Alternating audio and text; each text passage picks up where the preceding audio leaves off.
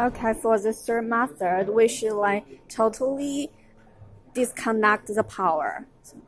First, we should tear the grip tape from the back side.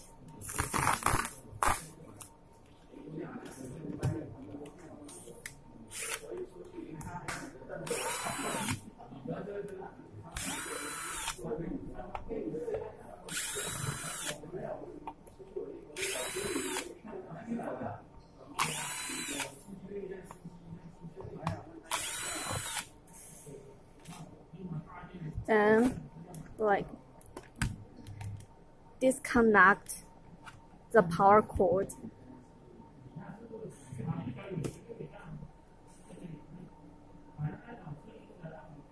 Yeah, for 3 seconds. Then connect again. Okay, that's done.